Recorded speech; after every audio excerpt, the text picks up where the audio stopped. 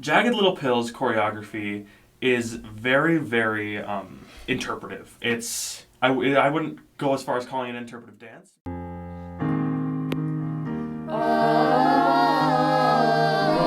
here I come. Broadway, here I come. Broadway, here I come.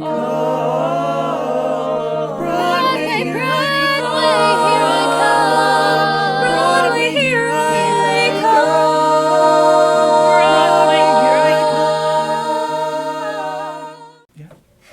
Hi everyone, welcome to Broadway Battles. This is a podcast and talk show by Four Seasons Performing Arts. Today you're going to hear us talk about two different musicals that are pretty similar. As you can see, we're going to be talking about Jagged Little Pill and Mamma Mia, and we are going to be kind of debating them in a conversation together. Also, throughout the episode, music from the chosen musicals will be performed by talented young actors from the Chicagoland area. Alright, before we begin, my name is Logan Baffico, and this is Nathan Frewen.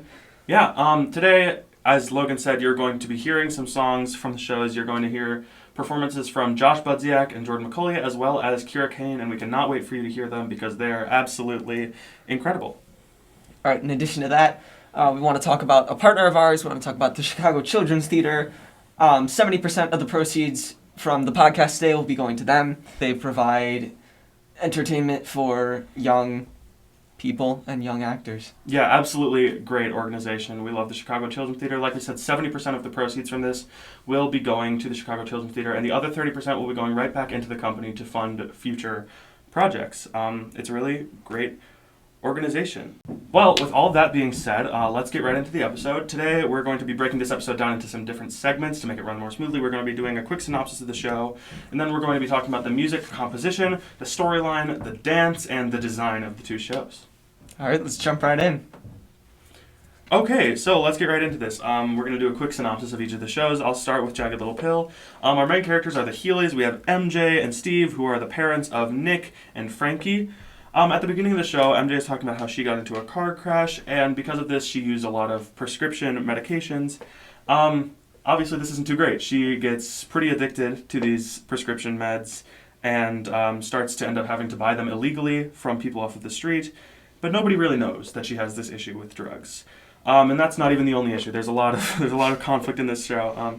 Nick has just been accepted to Harvard, which puts a lot of pressure on him to be like the perfect son to MJ, because she always says that he's like all she has. MJ has to try to face her addiction issues. Steve has to try to fix his marriage issues with MJ. Frankie has to try to get her love life between Joe, who's a girl that's her best friend that her parents don't know is more than just a friend, and Phoenix, who's a new boy from her English class. And Nick has to make the choice between saving his reputation and going to Harvard and upholding his moral values when he witnesses his best friend assaulting a girl who's under the influence at a party. And at first, he doesn't stand up against what he did. And that is just the beginning of this. There's a lot of internal conflict and subplots, which is part of what makes this story just so engaging for the audience. Let's talk about Mamma Mia. On the much lighter side, in Greece, 20-year-old Sophie plans to marry her fiancé Sky, and she wants her father to walk her down the aisle, but the problem is she doesn't know who her father is. So she reads her mother's diary, and she sends invites to 3 men in search for a true father. However, she learns in the end that family is who you choose rather than who you're related to. Absolutely. A great story. Yeah. So that being said, let's talk real quick a little deeper into this. Let's talk about the music from each of the shows. Mm-hmm. So these shows are both jukebox musicals, which means that the music is based on another artist and the story was written around that. So Jagged Little Pill is written around the music of Alanis Morissette and her 1995 album, Jagged Little Pill. Her music would not really be considered your typical musical theater style. It's more alternative indie kind of style, which is not commonly seen in musicals and is really interesting. We see a lot of this indie grunge kind of style music in specifically songs like All I Want, Hand in My Pocket, and You Ought to Know, which you will hear sung later in this episode. And yeah, it's a really different style of music, but that is another part of what makes this show just so engaging. The music for Mamma Mia was written by ABBA, so it's very 70s synthesizer style, and it's overall just very bright and peppy. There's a lot of big group numbers and ensemble numbers, as opposed to Jagged Little Pill. There are a few heartfelt ballads, however, such as One of Us and Our Last Summer. Rare for a jukebox musical, the music amplifies the story as opposed to kind of overshadowing it. Yeah, a really great thing about both of these shows is that the music is taking some pop artist from some totally different time from when the story was written and turning their music into a full story. And that's a really cool thing that some book writers were able to do. Of course. And speaking of songs from Mamma Mia, now you're going to get to hear Josh Budziak and Jordan Mccully sing SOS.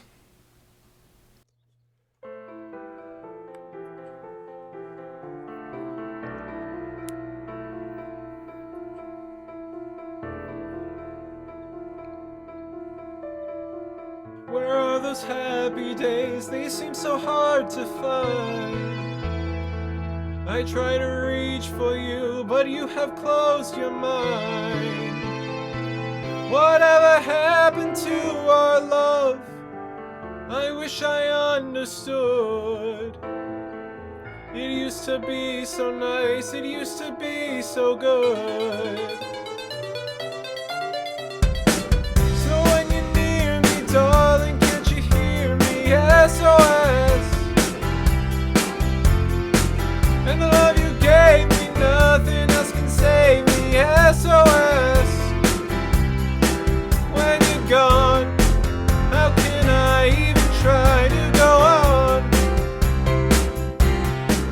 When you're gone, though I try, how can I carry on? You seem so far away, though you're standing near. You made me feel alive, but something died, I fear. I really tried to make it out. I wish I understood what happened to our love. It used to be so good. So when you're near me, darling, can't you hear me? SOS. The love you gave me, nothing else can save me. SOS. When you're gone, How can I even try to go on? when you're gone, When you're gone, though I try, how can I carry on?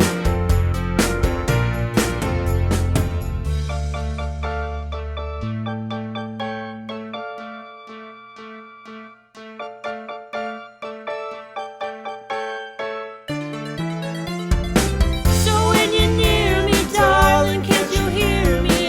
SOS. And the love you gave me, nothing else can save me. SOS. When you're gone, how can I even try to go on? When you're gone, though I try, how can I carry on?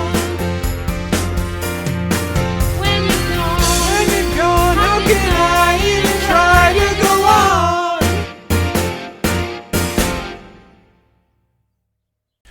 All right, that was absolutely incredible. We love getting to hear people perform, and that was a really great performance. So now we're going to dig a little deeper into the story of these shows. As I said in my synopsis, this story has a lot of like subplots and internal conflicts that a lot of the times, I'm sure in my synopsis from seeing that, you would think that that might distract from the main conflict, but really that just adds a certain level of depth to all of the characters, and I don't really know what else to say except for it really draws you in and makes you want to learn more about these characters, you know? Yeah. All right, so the Mamma Mia story is really based on romance. Obviously, you have Sophie and Sky, but you also have Donna, Sophie's mother, and these three men who she had been with a long time ago, and now she has to really confront her feelings for them, and how she feels now compares to how she feels then. You have little subplots of, like, Pepper, the pool boy, falling in love with other people. Yeah. Yeah. Tanya, I think. Tanya, yeah. And So, another thing that's really interesting about Mamma Mia and really seems intentional is that we don't find out who the father is. no. And I think that's really kind of part of what makes it so special is that you spend this whole story trying to tear apart or like dig into this mystery, and you kind of realize that you don't have to, and I think that's really cool about Mamma Mia. For sure, and it's really great because all three of the characters really grow on you.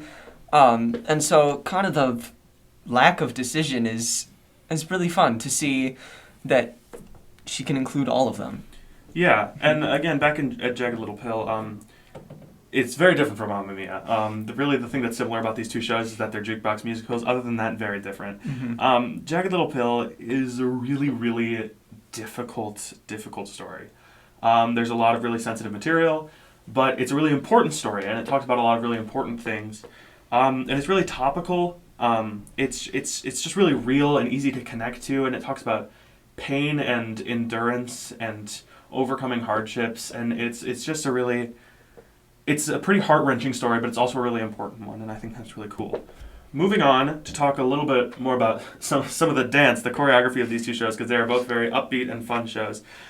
Jagged Little Pill's choreography is very, very interpretive. I wouldn't go as far as calling it an interpretive dance, but it is. The dance is used to advance the music. There's, for example, there's a song called Uninvited. It's a beautiful, like, self-reflective piece with MJ thinking about trying to overcome her problem with drugs and, like, saying uninvited in terms of, like, she doesn't like this version of herself.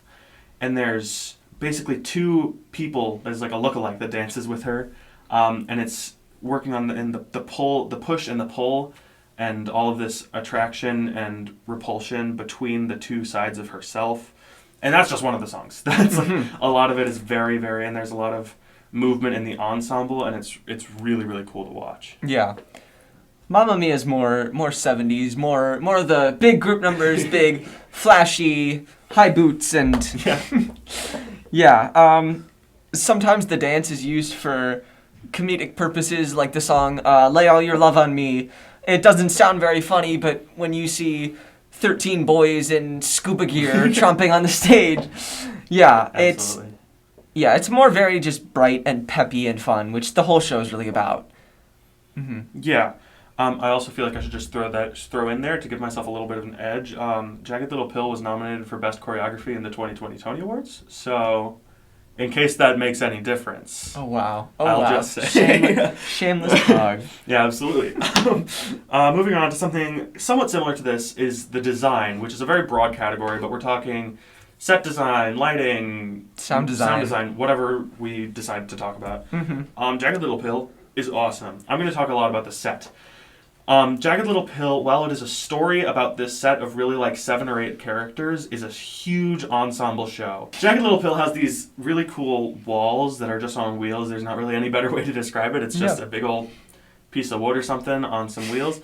The ensemble comes on and pushes them around and makes these big formations. And it doesn't necessarily make the most sense, but that's kind of the point to it. It takes you into the mind of these people who are struggling with really difficult things, and shows like there's a lot going on in there, and they use that to their advantage. It's really cool. Yeah. A little bit less of set design, a little bit more of aesthetic design. Most of Mamma Mia takes place in a hotel, I believe, in Greece.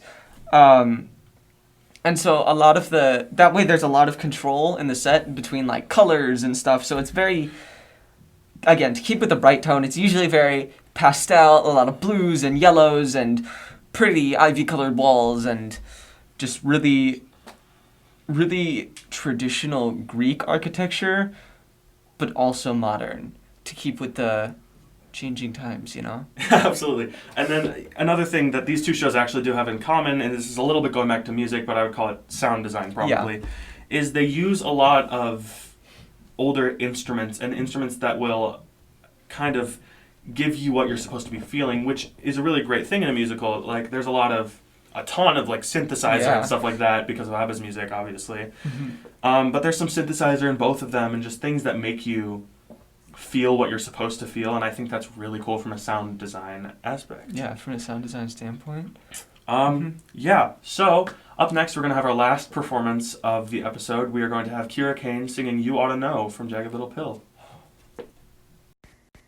You sing very well. Things look peaceful. I'm not quite as well. I thought you should know. Did you forget about me? Mrs. Duplicity. I hate to give him so much to live up to. It was a slap in the face, how quickly I was replaced. And are you thinking of me when he holds you? 'Cause the love that you gave that we made wasn't able to make it enough for you to be open wide. No. And every time you speak his name, does he know why you told me you'd be there until you died? Till you died, but you're still alive. And I'm here to remind you of the mess you left when you went away. It's not fair to deny me of the cross-eye there that you gave to me. You ought to know.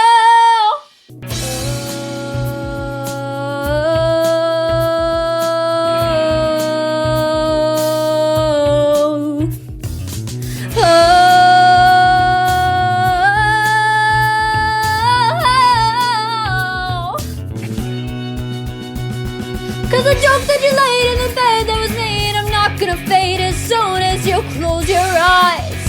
And you know it. And every time I scratch my nails down someone else's back, I hope you feel it.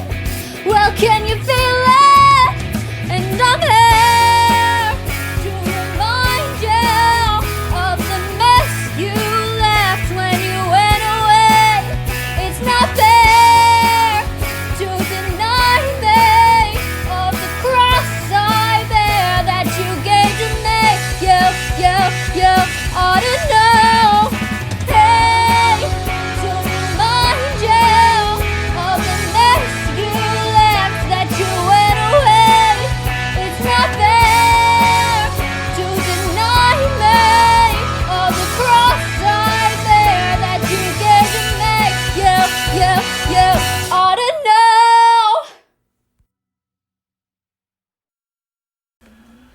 Okay, absolutely incredible job, Kyra. That's one of my favorite songs from the show. Oh, yeah. And not an easy one to sing, so I absolutely loved it. And now, after that conversation, it is time for the big decision to see who you all voted as the winner of this episode and to see who Chicago Children's Theater picked. Are you ready? So, we already know the Instagram. On our Instagram, you all picked Mamma Mia by a lot. It was a landslide victory for Mamma Mia. Yes, thank you. Yeah, it was a super fun show. I totally understand it. I love Mamma Mia with my whole heart. Mm-hmm. So yeah, you guys chose Mamma Mia. Let's see what Chicago Children's Theater picked. All right, drum roll, please. Absolutely. They picked Mamma Mia as They well. also picked Mamma Mia. All right. Yay. Well, all right. That's all right. Mamma Mia is a great show. Absolutely. Thank you for watching. That was an absolute blast to record. Yeah, I had a really great time. Before we officially wrap up the episode, I just want to remind you all one more time that 70% of the proceeds from this project are going to the Chicago Children's Theater, a really, really fantastic organization. We are so glad to have partnered with them. And the other 30% is going right back into our company to fund future projects so we can continue to make incredible things like this just for all of you. Yeah, and if you want to find out more about us, you can go to our website at fourseasonsperformingarts.com. You can go to our Instagram at fourseasonsperformingarts, and that'll have a link tree to our Facebook, our Twitter, our TikTok. Yeah. All of our social media. Yeah, everything you need to know. All there you can find some fun behind-the-scenes footage maybe, and lots of announcements for future projects and anything that we have going on in the future. Mm-hmm. Thank you again to Josh Budziak, Jordan Mccully, and Kyra Cain for performing for us today. We are so thankful that we have such talented performers with our company. It was just absolutely incredible to hear you all sing. All right, we'll see you next week at the same time. Thank you. Thanks. Bye. And the last thing I hear as the impact grows near is a scream or a cheer.